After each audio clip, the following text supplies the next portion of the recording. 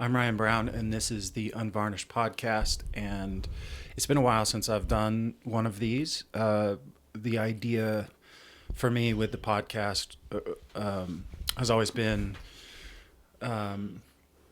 to travel and visit artist studios and record with them in their space, so that there was a visual aspect to it where people could see into their working space, kind of get a glimpse into their world, and that requires a lot of travel. So I haven't really been doing a lot of travel this year, so I haven't recorded hardly any podcasts.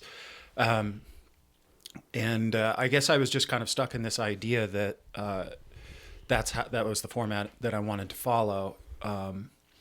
But recently I've just been having conversations and having a lot of thoughts as I paint. And honestly, I've felt, I closed my school down, Masters Academy of Art, gosh, how long ago? Is it nearly 2 years ago? Maybe. It was January, but not January last year. It was, I think, January before that. I don't think so. 21? No, it 2022. It had to be 22. So coming up on 2 years. Wow. Yeah, so I had done that for 14 years, and I got kind of exhausted with doing it all, and it hadn't grown into this sort of self sustaining entity. Like I never had enough money to hire other teachers, and or an administrator. When our student population didn't get big enough to do that. So I mean, there's a number of reasons, but I shut that down. I moved out of my studio a year ago, and have felt pretty useless since. I didn't. It was kind of an unexpected thing that happened, that I realized over the last year just painting, that painting isn't everything I want to do. It's fulfilling to a point, but it's not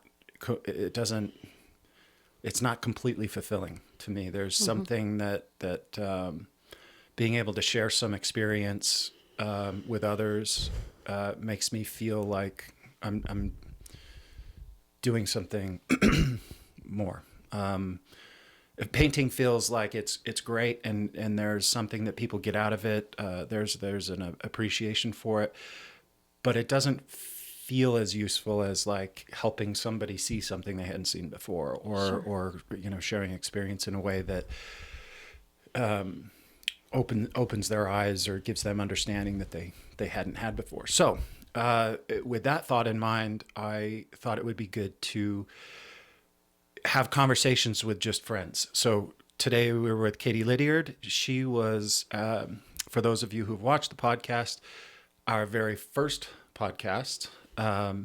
Katie and I have been friends since 2007. We met in Florence at the Florence Academy, and we've been painting together and having conversations over the summer and with some other friends. And I thought it would be fun to just record some of these conversations and thoughts on art.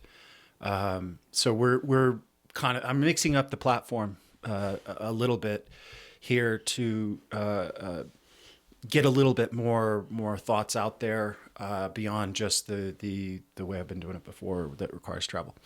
So this first one, this first conversation, one of the things I've been thinking a lot about lately is advice I used to give to students when they would come into the studio. I'm gonna pause for a second. I'll have to edit this. I'm gonna do a little different intro. I wanted to make a few announcements, and maybe I don't have to edit this. But before I get into this idea of education, I just wanted to announce a few things. One, I'm going to be having a studio sale November 16th through the 19th, 2023. If for those of you who would like a preview of that before it goes live to the public, you can sign up for my newsletter just on my website's homepage. The website is ryansbrown.com. And just go to the bottom of the page. You can sign up, put your email in there. I don't send out a lot of newsletters. So if you do sign up for the newsletter, you're not going to be inundated with a bunch of nonsense in your email. But you will get to see the paintings for sale before anyone else. And I'm also going to have a couple of pieces by some friends of mine on the sale as well. So Katie's going to have a few pieces and maybe a few others, so you can see more than my work. So check that out. Also, I have started a Patreon. I've been reluctant to do that because it's been difficult for me to ask people for money in that way. But I do want to travel a little bit more and do some of these podcasts. I want to expand the podcast to not only conversations like this, but also I've reached out to a couple of different people like chefs, psychologists that I want to talk about to kind of broaden the conversations that I'm able to have, as well as tying that back into art and the appreciation for different types of art. I really love food. I love music. I love thinking about psychology. So I just want to kind of explore a few more of those things through this podcast. The Patreon is going to, I'm going to be having content, things like this, conversations like this. Also, I want to be able to record art critiques so that we can kind of get into some art theory and compositional ideas. And include a little bit more of the audience members. So I want to be able to, the Patreon, answer questions, offer live critiques, group critiques, individual critiques, as well as provide content. I've got some demonstration videos up. I'll be making more and more demonstration videos talking about composition, color theory, drawing, landscape, portrait, all of those things. So if you'd like to check out the Patreon. I'm hoping that whatever money I can generate through that will go into making more of these podcasts and traveling and visiting more artists, more people, and having more conversations. So you can check that out, Ryan S. Brown, Patreon, and I think that's all the announcements for now. So let me get into, and thank you, Katie, for doing this. My pleasure. I'm hoping not to dominate this too much, so please interject. But I do want to start out with it. When I was running the school, I had a pretty well open door policy. You know, I was very accessible to students, probably. Too accessible, too much, even to people that would just walk in. Yeah. Art education really mattered to me for a number of reasons, and I'll share some of those reasons. But when people came in, I'd never met, I would typically give anyone an hour to an hour and a half just to try to help expose the art world to them in a way that they may not have heard about, and try to shine a flashlight on a potential path that they might take that they may have not heard of before. Sure. Unfortunately, most of the students, potential students that would come in, they weren't ready for that. Yeah. I mean, it's a completely different world from what they had previously been exposed to. So a lot of it, I think, was just too much of a shock. Like, this isn't what I thought it was. Yeah, it was like way too much information. Right. Yeah. And I couldn't help myself. And the reason for that is my experience in education, where I came at it from a very blind place, no experience. Mm-hmm. High school was nothing. You know, the thing that you took if you didn't want to have to work was home ec, pottery class, art class. So that was really like it was sort of just like a babysitting class. Right. And we didn't really learn anything through high school, and then you get to college. And this is kind of one of the metaphors I tried to draw for people. It's like you want to be, you say to yourself, you want to be an author. You want to write books. And you have, when you grow up, you have a functioning knowledge of language. You can speak to each other. You've heard stories before. Maybe you've seen movies. But nobody ever taught you how to read. So although you have a functioning knowledge of language, you decipher the symbols in front of you in order to read. And that carries on K through 12. There's just no real, and some of you, of course, I've heard stories, of course, that some people had great teachers through junior high and high school. That I just think it's rare. So you get to college and you're already the artist because you're doodling all through junior and high and high school. You're taking the art classes. Everybody, all your family says he's the artist, whatever. Oh, she's so talented. Oh my gosh, she's going to be an artist. Right. So you sign up, you say, I want to, follow this path. This is what I want to do with my life. And you get to college and they start giving you these really, a lot of unintelligible assignments that you don't even know really what they're talking about. Or they tell you, go to the library. Let's get back to the metaphor of being an author. Go to the library and pick out Dostoevsky, Tolstoy, Shakespeare, and Dickens. And I want you to read those and make your own version of that and give me 10 short stories in the style of this, and this by the end of the month. And you go to the library and you've seen books before, but again, you don't know how to read. So you're left kind of like clumsily fumbling around thinking like, how do I do this? But this is the only way to find your style. Right. And there's no instruction. Right. So I saw this. So when I was a freshman, I had a watercolor class, and ultimately I felt like I was teaching it. There was an older lady that was the professor. She was in the master's program. Obviously she'd retired, went back to school. She's kind of pursuing a passion she never was able to in her younger years.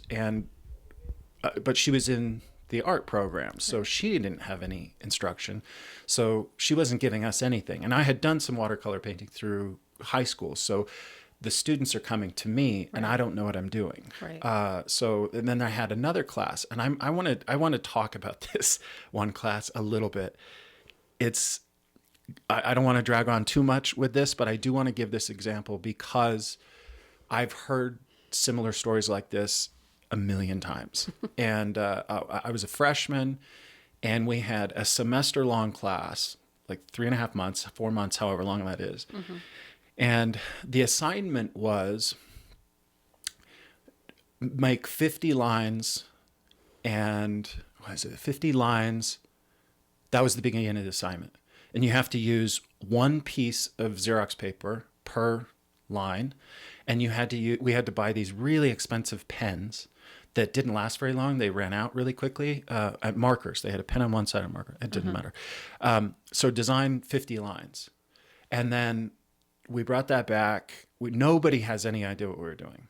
We brought that back, and he said, take those and do 50 more lines in red, 50 more in black, 50 more only using dots, and 50 more only using dashes.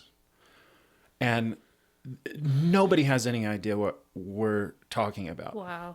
And this goes on. It gets more and more abstract. Yeah. Then come back, and we're going through reams of paper and buying these like $12 pens, like 3 or 4 a week. And at the end, it was like I don't know how many stacks of papers we went through. Nobody had any idea what we were supposed to be doing. We had to come up with a final composition based on our favorite 10 lines. and it had to have red and black and some attempt at form. That you hadn't talked about at all because it's No all idea. been line. No idea. So this was an entire semester. Wow. So we end up putting all of these drawings Right. up at the end, and I guess there was a critique, but no, the entire time nobody has any idea what we're doing. Right. I've heard stories like this from well-educated people Yeah. that look at that and say that was so ridiculous, and they see it for the nonsense it is. Right. And I've heard stories like that from a lot of other educated people that say that was the I get best. it. And I finally understand. 20 Right. years later, 40 Right. years later, I finally understand Right. what they were doing. What a waste of 3.5 months. Yes, it's total Wow. bullshit. So here's why it's Sheesh. bullshit. Because education is the passing on of knowledge or skill. Right. If a student does not leave a class understanding something better, having developed a greater degree of skill, then education hasn't happened. Right. Then you haven't, the teacher hasn't done his job and the student hasn't done their job. There is two sides to it. Right. But information has to be presented in an understandable way, in the same way we learn to read. You start with, if people remember, you start by tracing the letters, and then you try to make them on your own. And then you start forming small words, and then you start learning small sentences, and on and on. There's a regulated sort of progressional element to human development in everything. Right. And art, for some reason, has divorced itself from that. And so I've seen so many students struggling to find the sense, the logic, the meaning in these art classes that have none. Right. And so when I was teaching at the university, I was too passionate. I cared too much about shining a light on that because I had floundered around in that darkness myself. And I remember teaching a figure drawing class, and one of the art professors, there was a difference between design, illustration, graphic, animation, whatever, that program, and the art program. And I'd come back from Florence and started teaching more of these academic principles because they worked, because they just were, they were so understandable. And it was shocking to me that nobody in Utah except Camille Corey that I knew of had ever heard of this. Yeah. So I came back with just this like excitement to share. I felt like I had got a box of flashlights, and all I wanted to do was like hand them out to these people. And I remember teaching a figure drawing class, and when the art professor heard that we were teaching these academic principles, and I was saying, hey, this doesn't exist here at the university. So if you want this, you're going to have to look, you're going to have to supplement your education and find it elsewhere. He got really upset and offended. Right. And said, oh, we teach that stuff. I know they don't. I know this professor, and he's completely full of shit and has no self-awareness. And so he started a cast class. The university had this amazing, actually, cast collection that they'd never used. And so he goes into this old dusty closet. That we actually ended up using more than they did. Right. So he goes in this dusty closet, and he brings out like 12 really complex casts. And so that they can say, no, we teach this. Right. So I'm walking past the class. There's 30 students, no teacher, of course. That's typical. The easiest job in the world is an art professor at a university. I mean, most of my art professors never even showed up to class, and that's not my design professors. Let me specify: the illustration professors I had were great. the design professor, or I'm sorry, the art professors were completely worthless. So anyways, this guy puts these casts in the middle of a room. You had surrounding desks, and then in the middle of the room was this just pile of casts. Right.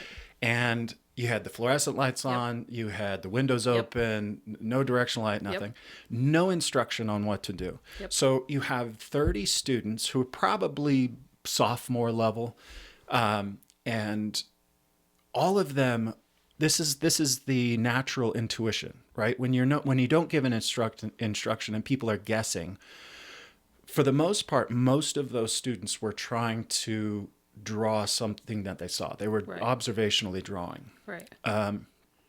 Then, of course, you had the one art student off in the corner who had this 6-foot tall piece of paper just scrubbing, charcoal, thinking like, I'm the only one in here that gets it. Right. Well, he did all those line drawings, so he gets it. Yeah. The one in the class that's pretending to understand the nonsense. Right. But the thing that crushed me as a teacher walking by was, it wasn't my class. Right. I already had issues with this other professor. He was tenured.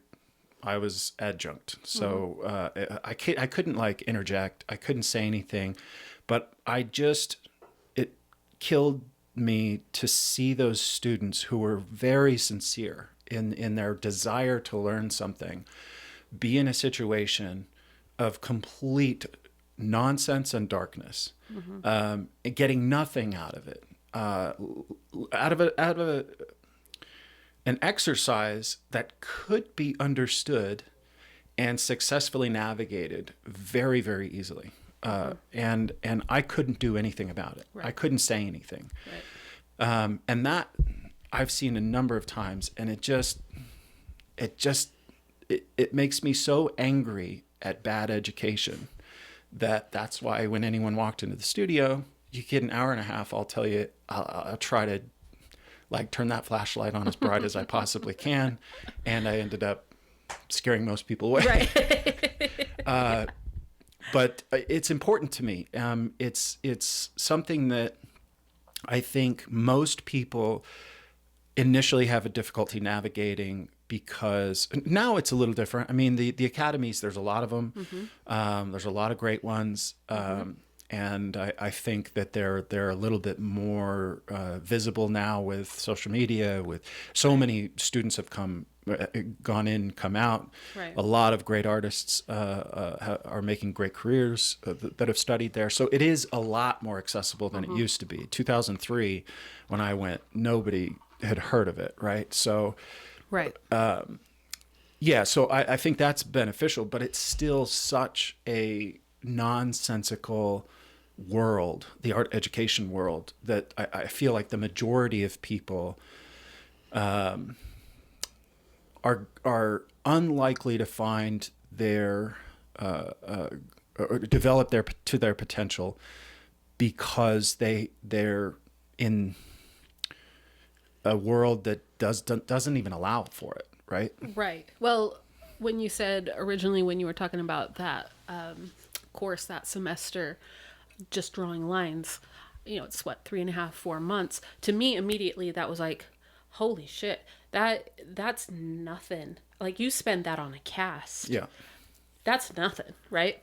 The way that we studied through the academy was all year, every single day. You got Christmas off, okay. But that was kind of it, right? Yeah. You went every single day for 8 hours a day, sometimes 10, 9, 12. 10, 12, whatever.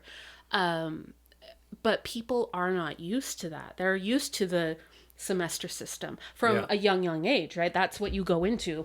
Kindergarten. And assignments. It's right. like one after exactly. the other after the other. Exactly. So this is a completely different way of even thinking about education, about thinking about how you approach your own education and what you actually want to get from it. Because, like you said, it's dictated from kindergarten through senior year. It is dictated at every single step what you are expected to do, and you get grades on that, whatever. But once you're completely divorced from that, it is all on you.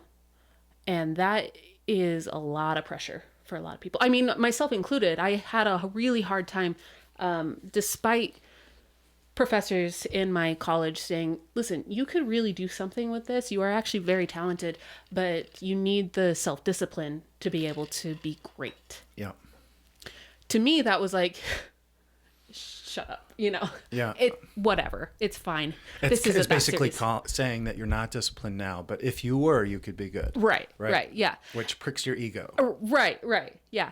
But I had such an easy time up through that point, right? Why would I need to put any more effort than I already have into this? You're not expecting it of me, so what do I need it for?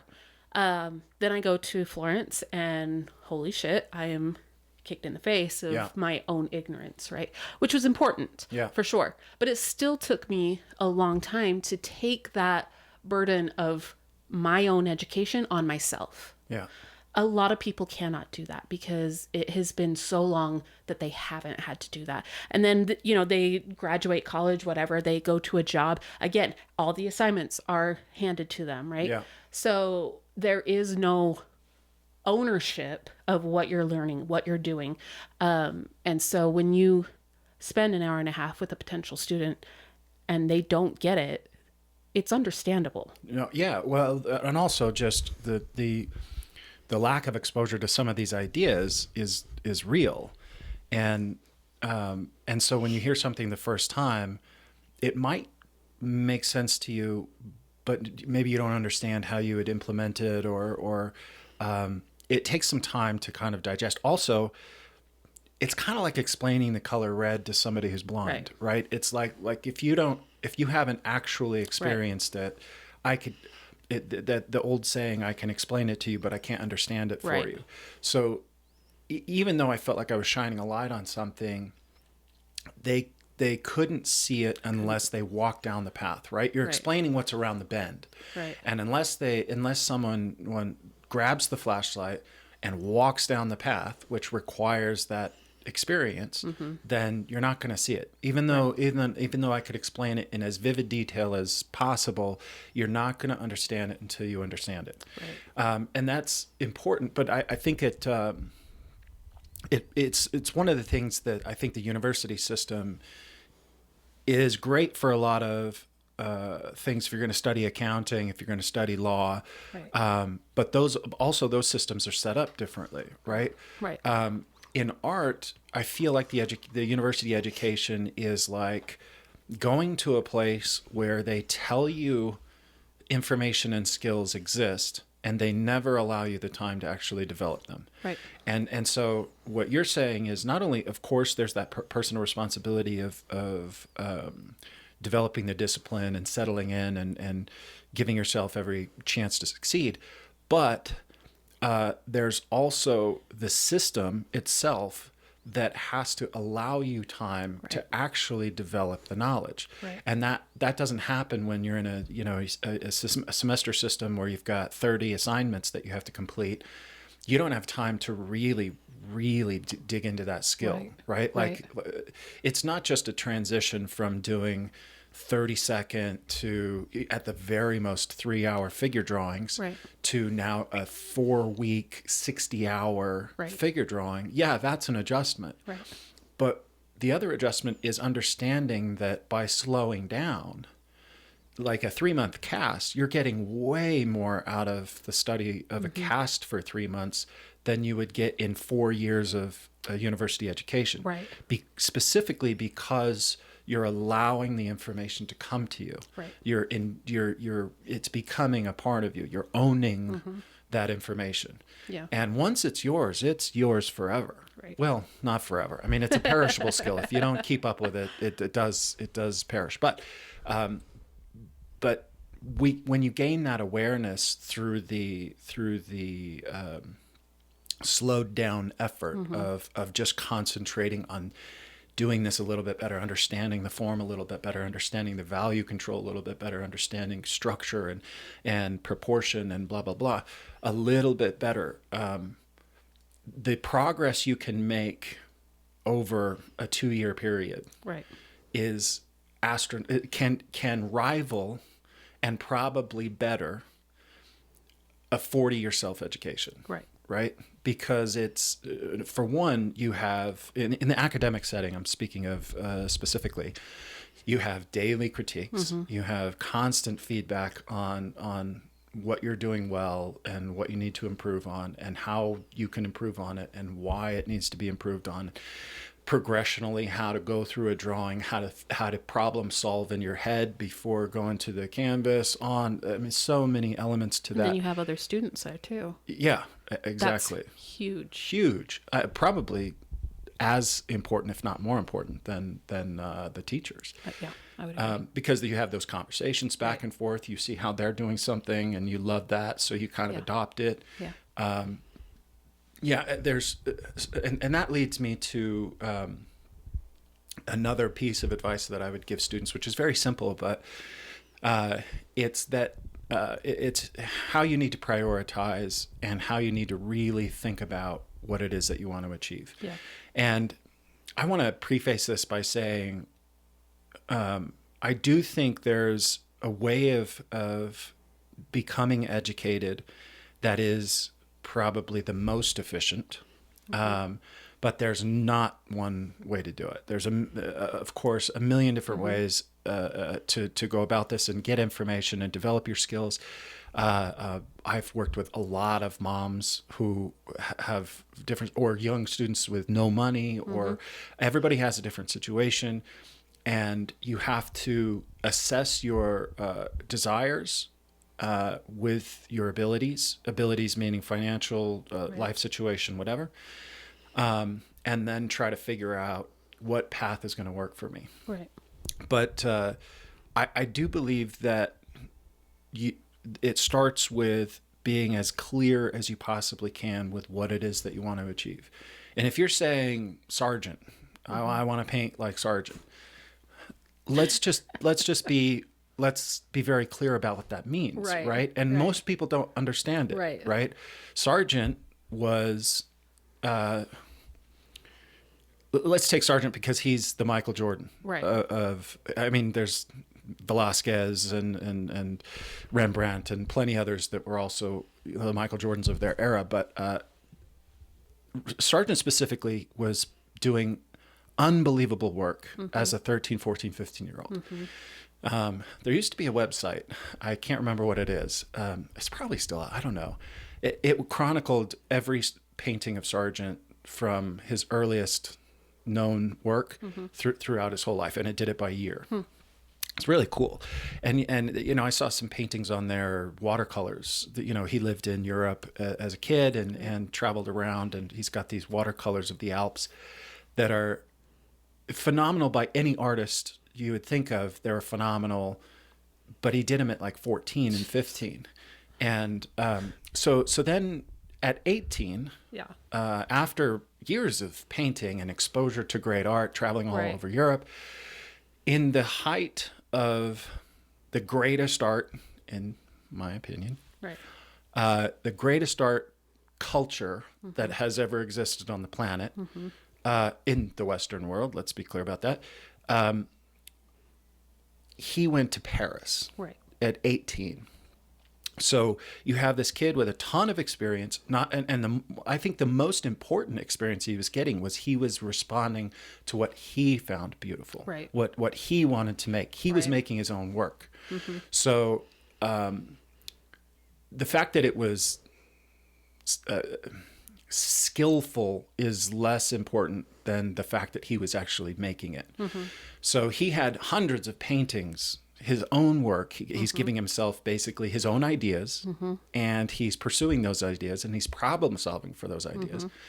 So he had all that experience. And then he goes to Paris, which is the epicenter of art education, of art production, of the entire art world in the 19th century. And you have the very best artists in the world in one spot. And that's who he's learning from. And you have the probably most naturally gifted person on the planet going to the absolute best thing that's ever happened to art. And he goes to Carlos Duran, who's highly, highly respected. And he lays out his portfolio, first day, just to as a sort of like, hey, can I study here?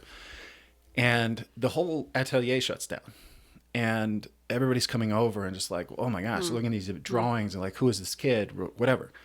6 months into his education, of course he got in, right? 6 months into his education, the buzz around Paris is we're not sure if Duran is teaching Sargent or Sargent's teaching Duran. So that's, I say that just because that's the level of natural ability this kid had. And then the first painting we consider a Sargent was 4 years into his education, which is the Oyster Gatherers, which is in Boston. A year later, in his 5th year, he does the portrait of Carlos Duran that gets into the Salon. And then he stayed another year. So that's 6 years for the 6 most years naturally in the talented. best educational system ever known, surrounded by the best art and artists ever in one place at one time, in the most organized educational system, with years and years of previous experience, and with the best teachers, the best students, and the most talent. And he stayed 6 years. Right.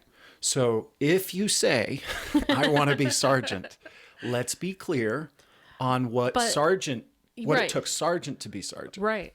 But his name is thrown around so much. Yeah. Especially nowadays, he's Impressionism, right? He just is Impressionism. And that's like the thing that people are, I want to be Sargent. I want to be brushy like Sargent because that's what Impressionism is. Yeah, come on. Do a little bit more research and just dig a little bit more into the history and you'll see what that took. Yeah. The way that he edited.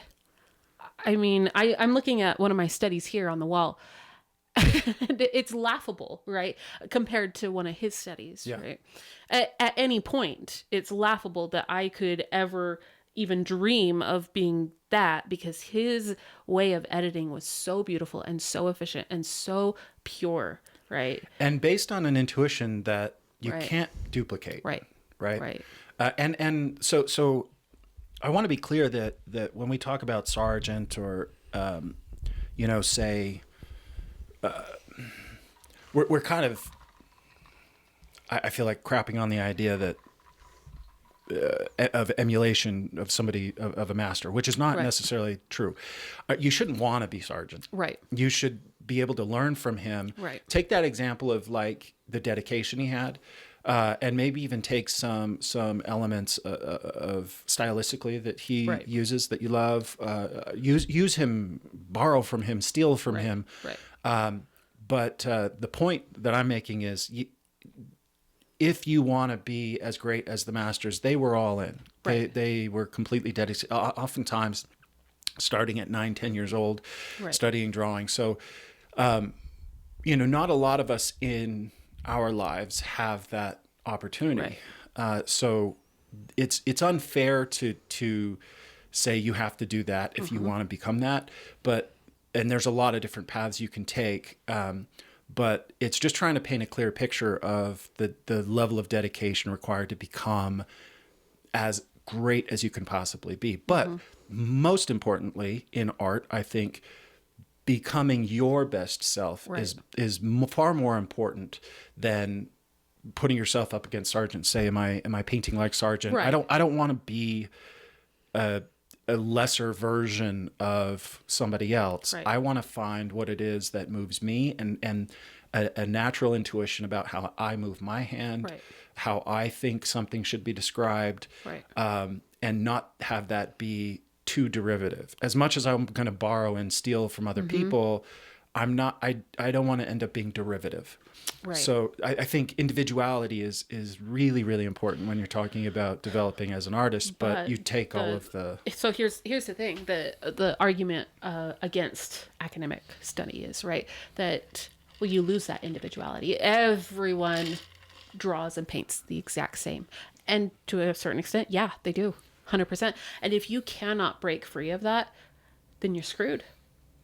Well, that's a good point. That I also wanted to touch on, and that is let me remind me, because I'm gonna get back to that. I just want to. I feel like I was. Sorry. No. I don't think I finished the one thought. It's real simple. So about priorities and what you need to do as a young student, older student. It doesn't matter. Age is irrelevant.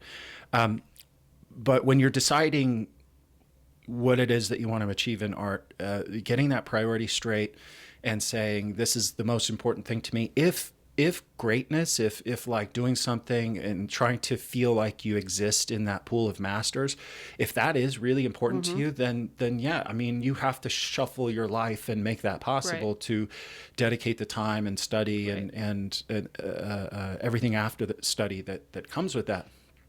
Not everybody wants that. So if you're not clear about your priorities, you can't really set a clear path towards them. So number one, get your priorities straight. Be really brutally honest with yourself about what it is that you feel like you need in terms of what you want to achieve. And then be fair with yourself in saying, this is what it's going to take me. I know artists who have a natural intuition for this, right? We've all seen him. I met Jeremy Lipking in 2004, and he's frustrated me ever since. He has this beautiful natural intuition that I know I'll never have. There's other artists I could name that I feel have that as well. From like a Sean Cheatham or an Alex Venezio or Nick Alm. I mean, there's a lot of brilliant artists out there. They have something that I'll never have. So, I didn't know that, but by I didn't even know what natural intuition was. I just I guess I kind of saw it from a sports background, where I saw people that were just innately better at something than other people. But for me, I needed the education. So, going to the Florence Academy was necessary for me to slow down and develop and understand things. And I think that's generally most people. So you have to understand what it is you want, and then you have to say, what is it going to take me to get that? And if my life isn't set up to accomplish that now, I've got to sacrifice. I've got to do something to finesse this and turn that into a possibility. And then if you say, well, that the shifting of my life isn't worth it, and I like doing this, that's great too. Because anything that you love to do, if you decide to do it as a profession, it's work now. Do you know what I'm saying? Like, go out and paint if you want to have fun.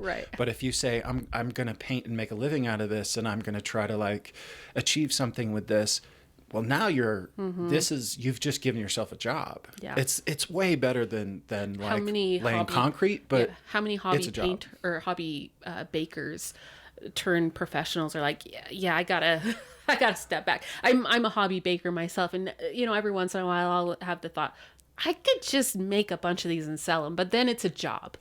And that kills any sort of joy, potentially that you get out of it. So it can certainly, it adds an element. It adds something else. And that something else can be unexpected. And the something else that it adds is the have to. It's the obligation. Now I have to do this.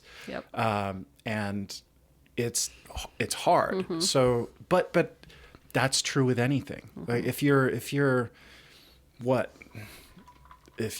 a musician, like, and you're going on tour, even if you're like making millions and millions of dollars, you got to do press, which you probably don't want to do. You have to be in the studio recording and re-recording and mixing and mixing and mixing. You got to tour, which is grueling. You have to, I mean, there's so much to that lifestyle beyond the glamour of being a rock star that is work. And so I say that just to I mean, it's probably obvious to most people, but I think that's an important element to consider. But anyways, prioritize, figure out what you want, and then be fair with yourself in figuring out how you're going to get it, and then by any means necessary. If you can, just figure it out. Because if that's what you really want, If it's that you important have to to you, you have to will. problem solve for how you're going to accomplish it. Right. And so that's important. And that leads me back to what you were saying about the academy. Right. For me, the academy, in my experience, was the most efficient way of refining my skills. Right. Well, that's all it is. It's all it is. It's pure skill development. Not necessarily all. There was an art history element to it that exposed, especially being in Florence. There's a beauty to the city. There's the conversations you have with other students that are a little bit more art related. There's the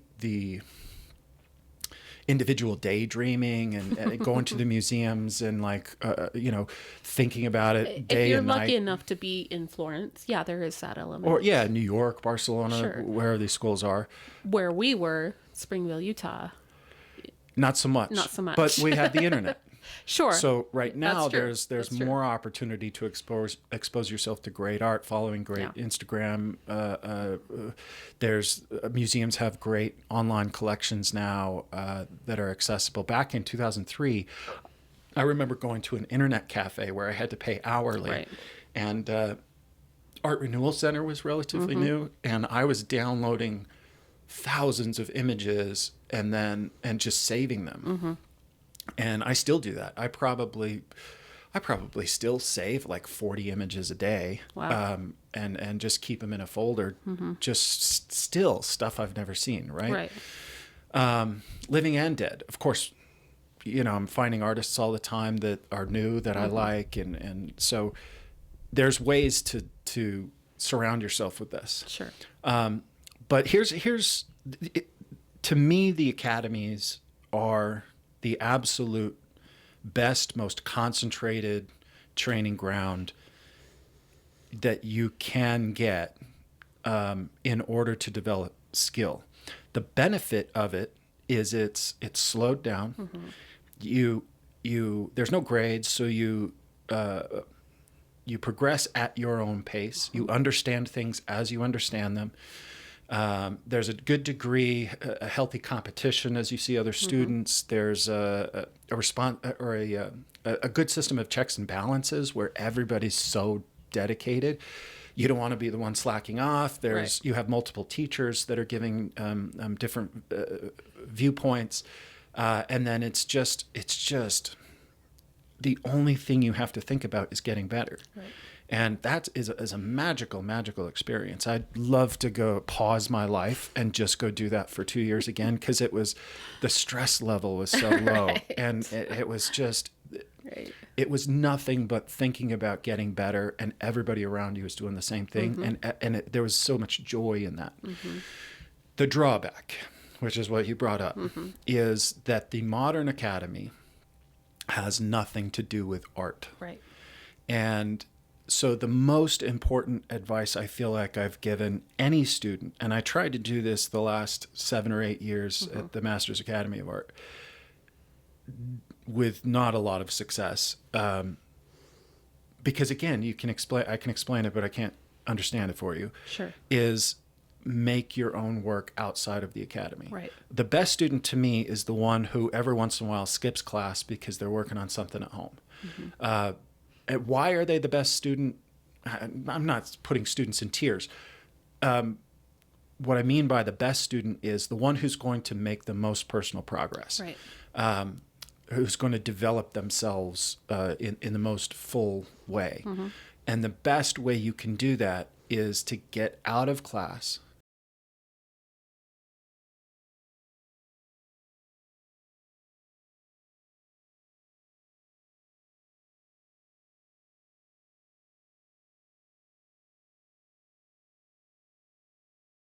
and checking up on whether you do it or not. Right. You're not going to get daily critiques anymore. You're on your own. So if you haven't ever given yourself your own assignments, meaning projects to work on, ideas to follow, then that knowledge, that experience doesn't just magically appear. Knowing how to make a painting isn't the same as doing a great cast drawing. It's not the same as a great academic nude. And so what I've seen happen in the academies is the only thing that's discussed is skill, form, value, proportion, all of the basic skill things. And the only thing that's praised is the one who does it best. Right. So a young student who never really thinks about art, maybe they're inexperienced, maybe they're young and haven't had a lot of time with the art world. It's very easy for them to see that and adopt this idea that the art is the study. Right. Exactly. Right? Because they want the praise. This Right. guy, this student, this friend of mine, everybody loved their last portrait. Man, I see what they're doing. I want to adopt. I want to try that. And so what do they do on Saturday when they don't have class? They hire another portrait model and they do another academic portrait. Yep. And because they want the adoration that they see this guy getting, it feels good. There's something really fulfilling about doing something that your peers appreciate. There is nothing telling them to push beyond that. Yeah, there's no conversation about the post application of these skills, post graduation application of these skills. But why did you get in the first place? To a certain extent, like you mentioned, there is art history within the program, right? That you have an option to go to these lectures and have these art history. Well, not all schools have that, but at the Florence Academy we did. Yeah. And they were great, but the connection between what you're doing in class every day for 5, 6, 7, 8 hours a day, whatever it is, to these great masterworks that you're studying, how do you compose those? Yeah. How do you do that? And there's no bridge. There is absolutely nothing. And, the idea of you coming up with your own ideas of what it is you want to paint, that's not discussed at all. Never discussed. Ever. And so what happens is people adopt the study as their art. Right.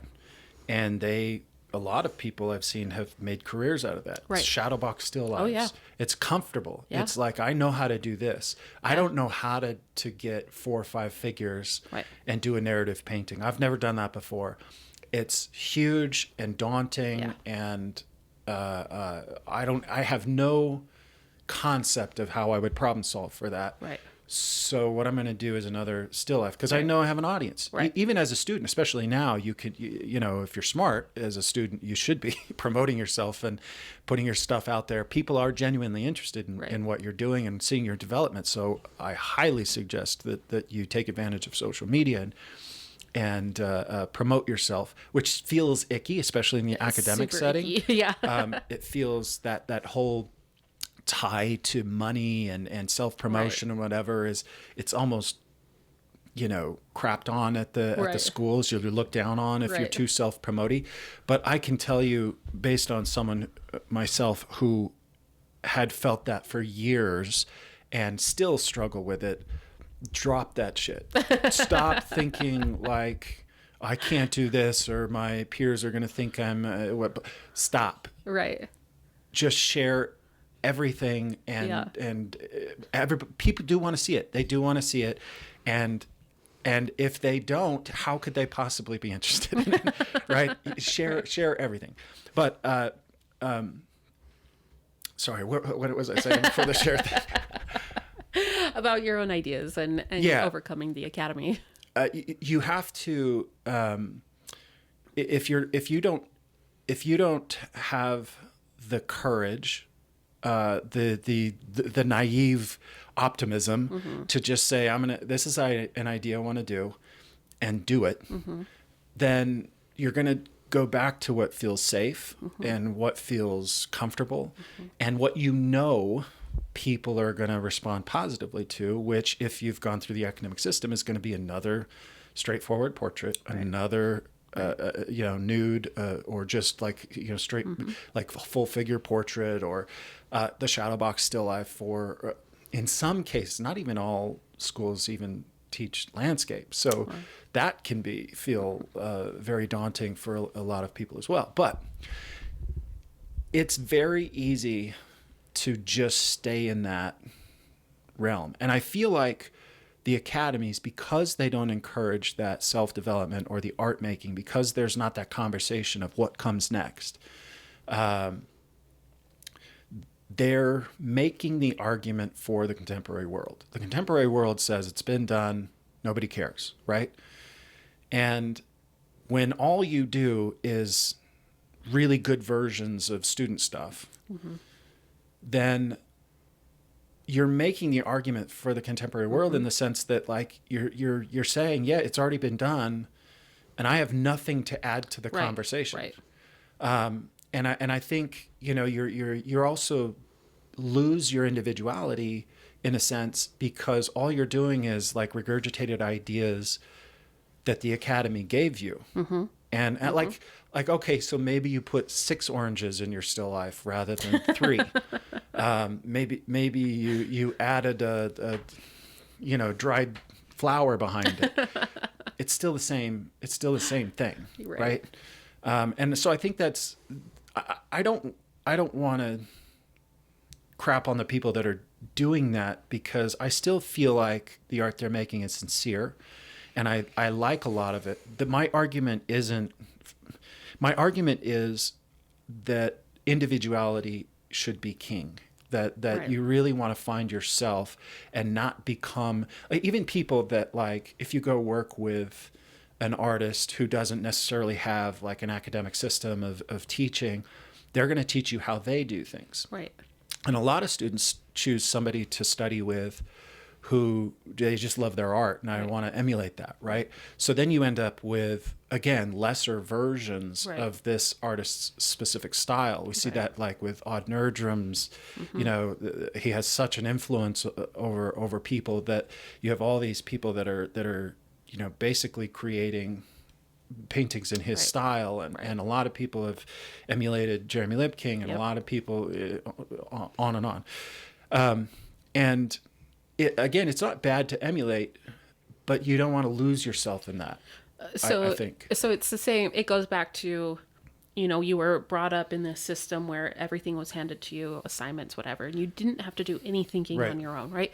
You had to kind of incorporate what it was that they were teaching into the system itself. But in terms of understanding what that actually meant to you and how you understood it, etc., really didn't come into play, right? So then, okay, you take a risk. You go to the academy. You don't go to the university, you go to the academy. That's a risk for sure, but you're still potentially in this mindset that it's all given to you, right? These are the assignments. This is the progression, whatever. Tell me what to do and I'll exactly. do it. And so at the end of that, again, if you don't take the risk of, okay, now I need to understand what all of this means to me, right? If you don't take that risk of, I need to incorporate myself, my understanding, my world into my work instead of what all of these other people are telling me it should be, or what I feel like it should be to these other people instead of to myself, then yeah, it's going to be potentially very dull and regurgitated. And what's it for? What is art for? It's a communication, right? Tool. So if you're not communicating anything, you're just rewriting a poor Shakespeare, right? Why? What's the point? Yeah. Right. And you know, I mean, there's all kinds of ways to be successful in the art world, and that also goes back to the prioritization of like what it is that you really want. There's people that prioritize, like, success to them is money. Right. So there's lots of ways you can just go at making money as an artist. There's, you know, you can, if that's your priority, then the best way to do that is to brand yourself really well, to do a thing and make it yours, and do that over and over and over and over and over. Right. You think you might paint yourself out of collectors, but I'm still shocked by this. You know, the people have been doing, you know, the same 15 paintings for 40 years, and they have a huge audience. Right. And that makes sense to me in a way. Like, we want to see The Rock in action movies. We want Snoop Dogg to rap. We don't want him to sing country. Right. You know, it makes sense that, like, we all want people to be a thing. We want to kind of put them in a box. Right. But yeah, I mean, that goes back to prioritization. If you want to have a really distinct brand, you know, you can do that, and you differentiate yourself in that way. that's a maybe another topic, But if there's no growth there, it's just stagnant. but again, if you're happy and if you're making that money, like fine, There, fine. sure, there is an audience. You don't have to have the same priority as Sure, everybody else. absolutely. So I often think of my work, and especially the work that I'm planning, as like the band Radiohead, right? They started out with kind of these poppy type these songs and the music, and the first couple albums were pretty poppy, but after that they get into their very own unique way of producing music, and so Which that's is a huge risk. huge And risk. probably had a ton of Huge pushback risk. from the Yeah. record label and everything. Absolutely. But they still very much have an audience, right? And probably a bigger audience because of it, than they did with the kind of pretty expected pop hits that they had before. Now, there are albums in there that I don't particularly like, but there are albums that I'm like, that's brilliant. And if you hadn't taken this risk, that would have never been produced, obviously. And so they're constantly pushing themselves, which I find very inspiring. So I want to push myself. I've been doing still life for a long time. As far as I can remember, I've been drawn to still life. But that's not all I want my work to be. I want to be not necessarily a figure painter, but I want to be a narrative painter. And so how do I bring all of my interests into my work? It's probably not going to be still life. Still life is great. It's something I'm very intuitive with. But how do I push myself, and how do I incorporate truly what I'm absolutely interested in, what I want to see in the world, make the paintings that I'm dying to see? How do I do that? It's a risk for sure, because it's not something that I've done before. So that is exactly the mindset that I think every student should be chasing. And I'm gonna It takes a lot call to get you there. out a little bit. Please call me out. Absolutely. Hey, I own everything, 100%. So call me and out. we've had this conversation Yeah. before, so it's not really calling you out, but this is the mindset. This is the conversation that I wanted to have with you in your first year. Yeah. And I had given this advice, I feel like, to every student: make your own work. I was doing it. I went to Florence twice. So the second time I was selling at galleries already. And so I had gallery obligations and a one-man show coming up. And so there was a mechanism in place for me to be working constantly on my own work outside of class anyway, which I feel very lucky for, because I don't know that I would have arrived at that conclusion necessarily by myself, which isn't true, because even the first year, even in the university, I was far more motivated to make my own work than do assignments. You seem very intuitive to just make your own work, which is pretty rare. Yeah, I thought it was just the way everybody thought. So I was always shocked when students weren't doing it when I started teaching. But that, the advice I was giving for students to work outside, and then the frustration when they wouldn't and they wouldn't and they wouldn't, is because that self-discovery can and should happen as early as possible, because that takes twice as long to figure out as learning how to draw. Yes. So if you're putting it off, if you're saying, I'll concentrate on that later after my education, I'm putting so much, like you said, in the academy, you're there 8 to 12 hours a day oftentimes, and a lot of people are there 6-7 days a week. Right. So if that's all you're doing, and saying, well, the art, I'll do the art later, you're doing yourself a huge disservice in putting off that thought, because you're coming to that realization now. And I know you've had this kind of for the last few years, so it's not just like right now, but it probably didn't start to occur to you until 4 or 5 years after graduation, I would.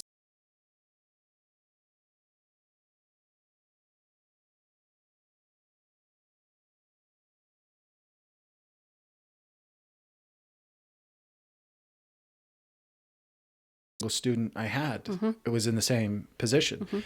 And there's so many reasons why you wouldn't go home and make your own work. I'm at the studio all day. I'm tired when I get home.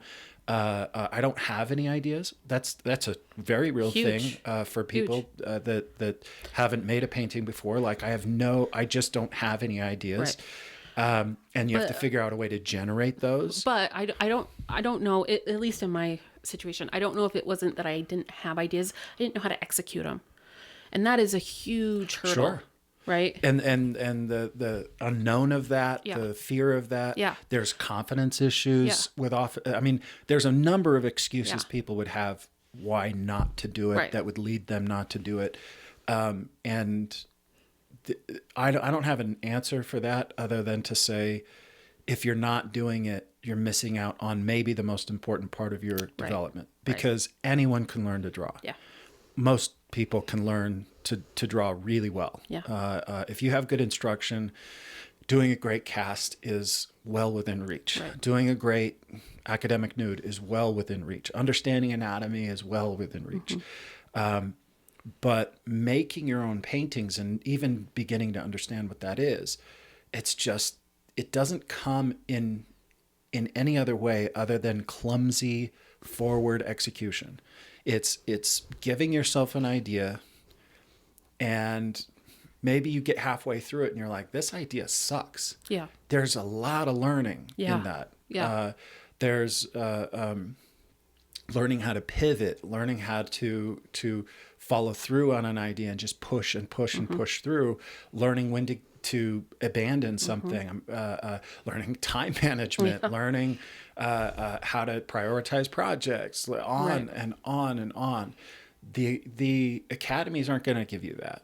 And I don't know any educational system that's really going to give you that. Right. The 19th century had a certain mechanism with the Prix de Rome where there was a kind of encouragement to make paintings, and the environment itself, again, you had hundreds of world-class painters in one small city. All that's the influence. Right. That's what you're constantly seeing. And the way that the academics are seeing like great praise for shadow box still lives, they were seeing great praise for Julien Dupre and L'Hermite and whatever. So just built into the culture in the 19th century was picture making. Vastly different. And we don't have that built into the educational culture here. So the only way I've ever seen it work is if people are doing it on their own, and that's clumsy. And you have to be willing to suck at something in order to get good at it. Right. So I think there's also this idea of failure, which I think is inaccurate. I look at failure in two ways. I think the only way to fail is by giving up or not trying in the first place. Everything else is learning and growing. If you're trying something, because something doesn't live up to your expectation, that's what we want to think about failure as, like, oh, that was a failed experiment. No, it just didn't meet your expectations. It didn't maybe reach or come out in a way that was as good as you thought or were hoping for. That's not a failure. The failure would not have been making it, right? So if you can adjust your thinking about failure and say, even if something doesn't work out as well as I'd hoped, I learned a lot through that process, and I'm going to, and on to the next one. I have more clarity for how I'm going to execute the next one. And you don't, yes, that's a clumsy process, but if you don't go through it, if you avoid it, then one of two things happens. You either adopt the assignments that you've been given, you just kind of go with what you've been told to do, and you lose yourself in that, you lose your individuality, or you just don't do anything, or you just or you just don't paint. And I've seen both happen, and I think both are tragic. It's unfortunately very common. Yeah, very, very common. So I think that beyond where you study, wherever you study, however you study, whether you're doing online things, I mean, online isn't as effective as in-person learning. Obviously, I'm, I'm starting a Patreon, so like, I want to be clear that You're really good at promoting it. yeah, in person is more effective, but there's a lot of online resources today that are very, very good for people that can't, pick up their family and move, or don't have the funds immediately available or whatever. Right. There's certainly way more options available to develop your skills than ever before. But no matter how you're studying, I think the best thing you could possibly do is constantly be making your own work. I can't think of another bit of advice I've ever given in the 20 years I've been teaching that is more important than that. Yeah. And I can't think of any piece of advice that I've given that's less implemented than that. And again, to me, it was always the biggest motivator. Yeah. I want to make my own work. Yeah. So it's confusing to me, even though I see it as the more standard practice for students, or non-practice. It's still surprising to me that people don't want to get the hell out of class and go make their own painting. Yeah. So anyways, I think I want to make sure that was kind of the core of the advice that I've given a million times. So now you don't ever have to talk about it again, right? I don't Seriously, have to have this conversation. I made some videos late in the game on how to set up a barg drawing, how to start a barg drawing. Yeah. Because I'd said it so many times. Hundreds of times. Yeah, and it got really irritating. Yeah. So yeah, I mean, that's one of the motivators for saying this is I think I don't want to assume that I'm the best person to give advice, but I do think that is useful advice I wish I would have heard when I was younger. And I hope I wanted to get it down so that hopefully it can reach a broader audience and maybe it'll help somebody, in making their decisions and moving forward. I think my passion is really to see people achieve what they want to achieve. And again, that's different for everybody. And but if I can help you towards your goal, that's always been a big motivator for me. And now that I haven't been doing it for like a year, I feel pretty useless. So I'm hoping this will be useful for some people. You haven't been doing this for a year or two or whatever it is. Do you see yourself ever going back to teaching beyond Patreon, beyond online? I have mixed feelings about that. There's a part of me that I think I'll grow out of this, but there is a part of me. It's not the overwhelming part of me, but there is, to be completely honest, there is a part of me that says like, I don't care if anyone ever gets, if anyone else ever gets good at drawing and painting, I don't care. And that, I think that part of me comes from like the number of people that came through that were mildly dedicated. Yeah. And I feel like my dedication, my desires to do something great, to feel like I'm a part of this tradition that I so admire. I guess I felt like my attention to that was a bit scattered and fragmented, distracted, because I was lending out that discipline and effort to other people. I was constantly giving other people ideas. It's like those assignments, right? It's like, well, what if you did this, or what if you did this? And then they wouldn't. And then I just felt like that was wasted energy that I could have put on myself. I agree. But when people are dedicated, when they do like I did have a mentorship program, and one of the requirements was you already have to be working 12 to 15 hours a week on this. When you do it and you're already in it, I don't care what level you are skill wise. If you're in it, we're on the same team. Those are the people I want to hang out with. That's so in that sense, I do want to be surrounded by people that share the passion, and if I can be helpful, I want to be helpful. But I don't want to try to talk people into it anymore, and that's so running a school. I don't know that I'll ever do that either. One of the things that was kind of crumbling to me with the Masters Academy of Art was I had it in my head that I was going to get this job at the Lime Academy. I had a great interview. I was trying to think of like who else would even.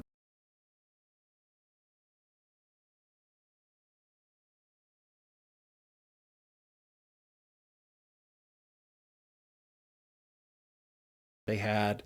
I saw it was everything that I'd hoped to build here, and it was already in place. They gave it to Jordan Sokol and Amaya Gurpiti, who are phenomenal and doing immediately a brilliant job. If I would have known they were applying, I would have thought about it differently. But it was just this sort of psychology of thinking, "Oh, I got this. You know, I'm definitely I'm moving to Connecticut. I'm going to do this thing." And when it fell apart, it just kind of occurred to me like I'm never actually going to be able to grow this to that level, and that's what I always wanted. And if I can't grow it to that level with those sorts of resources and ability to hire other teachers and be more of a guide to the system rather than the center of it, I don't want to do it in the form it was in Utah. I feel like I'm pretty aware of my limitations, and I didn't want to continue to impose those on students by being the only one teaching them. So that kind of made me feel like almost I was doing somewhat of a disservice to students by not giving them a bigger student body, by not having more voices as teachers, by not having more organization, by having an administrator.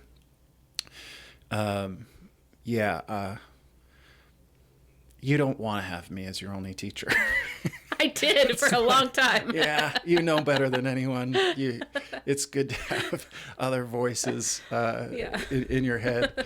So I just felt like in order to do a real academy, it just needs to be a little bit bigger and more well-funded. So if I couldn't do that, I mean, if someone came to me and, with some funding and a location and enough to pay an administrator, I don't want to do that part of it anymore. I don't blame you. I'd be very interested in that. Really? I think so. I love the energy of these schools. I don't know what my future holds, but I'd love to be by a school, whether I have anything to do with it or not, just because I love the conversations and the excitement with students, and I love the resource of being able to like go draw from life every once in a while, and I mean those are my people. That's I really like that, and there is something that I've learned about feeling useful, about what I get out of art that just being a painter doesn't complete, and I think. I have some workshops set up. Workshops are hard for me though, because it's trying to cram a ton of information in a very short period of time, and you don't necessarily know the students or their motivations. You don't have a history with them, and so I like to teach to the desire of the student. Right. I like to say, the first conversation I have with every student is always, what is it that you want, and what do you want to achieve, and tell me your goals, because I'm not going to explain something the same to everyone. Workshops, you can't really get that. Although, I still enjoy them every once in a while. But Yeah, I don't know. I mean, that's a long answer to a question, but I don't really, I don't That's really, kind of your forte. That's yeah, your MO. yeah. It's hard for me to know. I'm in a place where I just have no idea. Yeah. I haven't been there for a long time. Yeah. The school was always, priority one. Right. And now that I don't have that, I'm surprised to find that painting isn't as fulfilling as it, I thought if I had a bunch of money in the bank and I could just concentrate on painting, that'd be the best. Yeah. Not necessarily. Turns out. I like people and Yeah. I like feeling useful, and I love the back and forth. I love the pushback. I love, like, if I had an idea and you guys were like, that's not going to work, or to be able to come in and I feel like there was an open door policy where students felt like they could come in. There's no respect there to the level like a lot of these schools have. There wasn't like Florence Academy, I felt like there's no way you'd ever go There's a huge separation. Like, criticize a teacher's work or point something out to them. And I didn't want that. I didn't want to have that separation. So I felt like there was always, sarcasm back and forth, and the students could come in and say, like, your head's too big, or like that proportion's wacky, or is that really how you're gonna paint that? That's and I love that. I love being called out. There's a system of checks and balances that I feel like we all need that doesn't really exist in the art world today. People in the 19th century would get together all the time, and with the purpose of reviewing each other's work and kind of, painting is hard, and painting really well is almost impossible. And of the infinite number of things you have to problem solve for in any given painting, you're probably going to miss a few things. And so having other eyes look at it and kind of run a fine-tooth comb through it, you can correct for that and make small adjustments that make it a more masterful work. And I love that, and I don't really have it right now. So I'm subject to my own unawareness. I'm subject to my own common mistakes. I want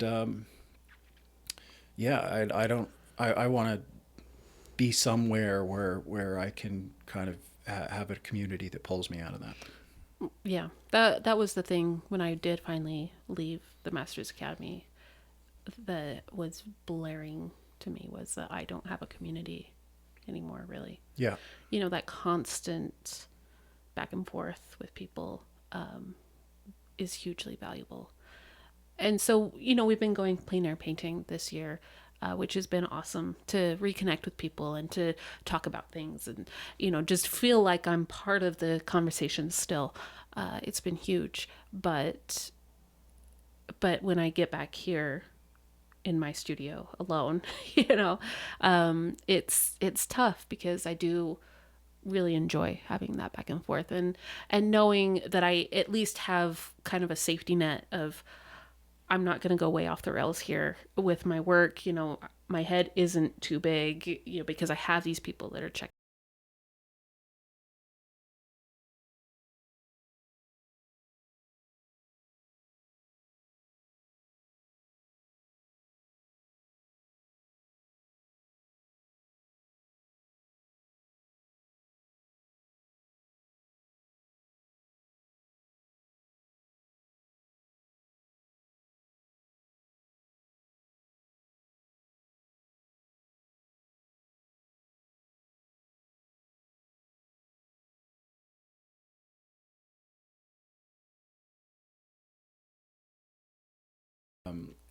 Make sure you're doing things purposefully.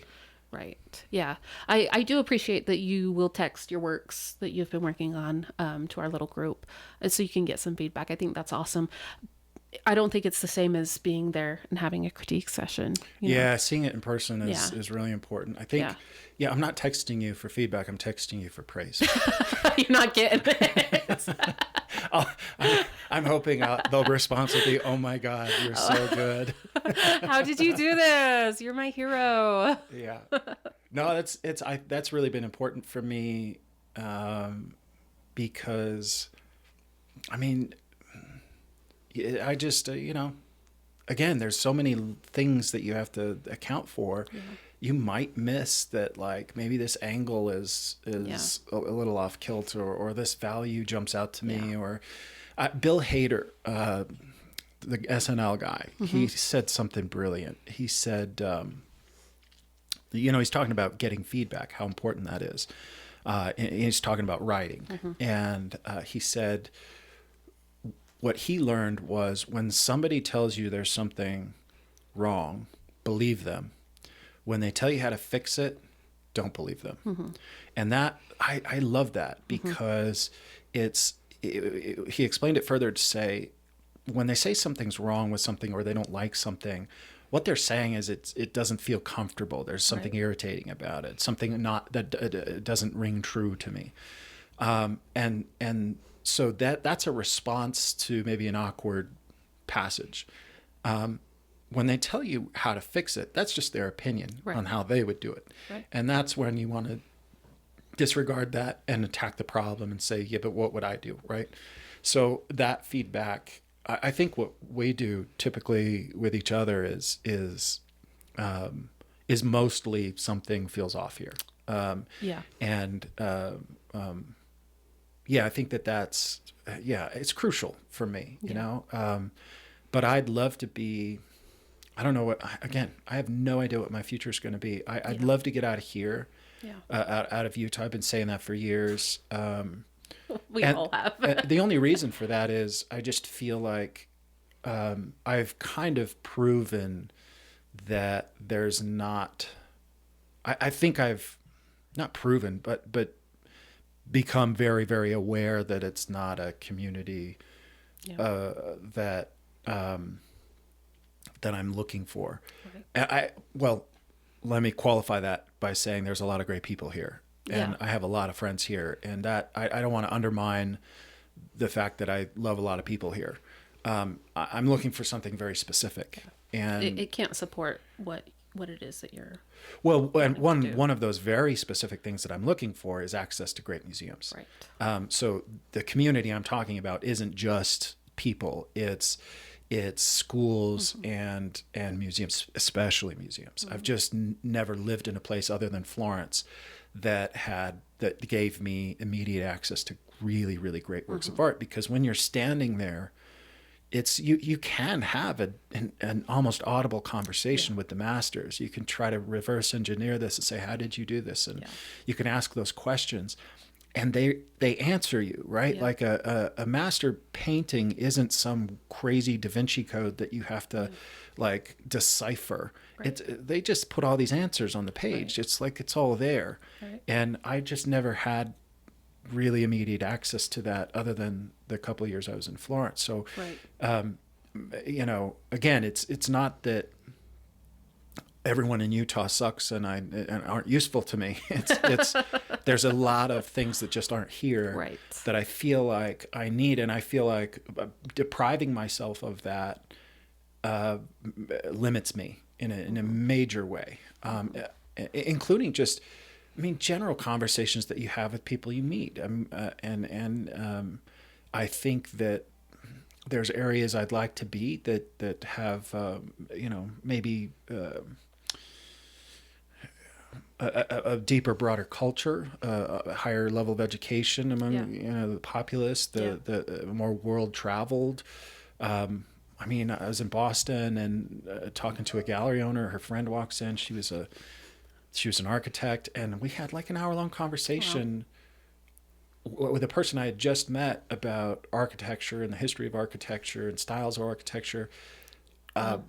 Just bumping into somebody, and I've had that a number of times, being in New York or Boston or Paris. That is very rare here. Let me say, I don't get out much anymore, so it's largely my fault as well. There are certain resources and opportunities and culture and access to a broader environment that I'd love to have. but because I feel like I need it. Again, I don't think I have a particular talent for painting. I just really like it. Right. If I was ever like naturally gifted at anything, it was swimming, which is, blech, why did it have to be that? And so I have to work really hard at it. Yeah. And I also struggle with, as everyone does, with a degree of laziness and distraction. And I struggle with that. And I have to really push myself to retain focus and to retain standards as well, right? Like, how easy is it in a painting to be like, yeah, it's good enough. Yeah. That works.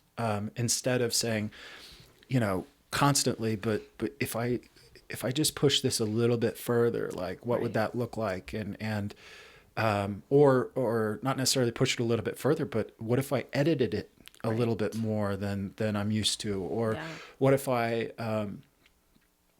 didn't describe all of it, but how would it look if I, it's trying to do different things and experiment, and having that kind of courage and focus and discipline is difficult. And having a group of people around me that check me, like I noticed when I was teaching at the school, I didn't, because it was such an open environment, I was working amongst the students, I didn't want them to catch me sitting down or on my phone too often. So that was a great, like, it's a huge motivator to stand up and be at the easel and be a good example. And I was probably a lot more productive. Now, like, I'm at home working and the kitchen's right there and Instagram is right here. Couch is there. And it's just like, it's very easy for me to fall into the non-discipline trap. Right. So for a million reasons, I'd like to be around a school. I'd like to be around museums, and I have no idea what that looks like or when it'll happen. So in the meantime, I'm hoping to do more of this. I'd love to. We'll have like various people I talk to, friends of ours, and have different conversations. I'm hoping that this is useful for people. And if you have suggestions, put them in the comments. I'd love to hear your thoughts. I'm sure that my opinions aren't going to land with everyone. I'd like to feel like I can share them as openly, as unedited as possible, knowing that it's probably going to upset some people, and land with other people. But it's your podcast. You can say whatever you want. Yeah, Who cares? It's not my intent to upset anybody, but I want to feel like I can speak as freely as possible. But if you have suggestions, thoughts, any pushback, comments, whatever, I'd love to hear that. We've got some plans, and I've got a growing list of topics I'd like to cover and discuss that can be useful, so that we can record a few more thoughts beyond just the conversations that I have that require travel. So feel free to write in and comment and like and share, and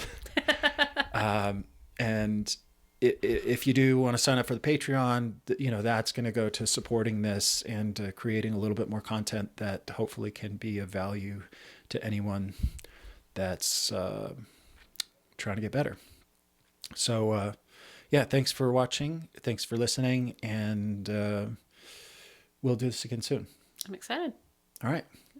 Thanks for coming by. E basta.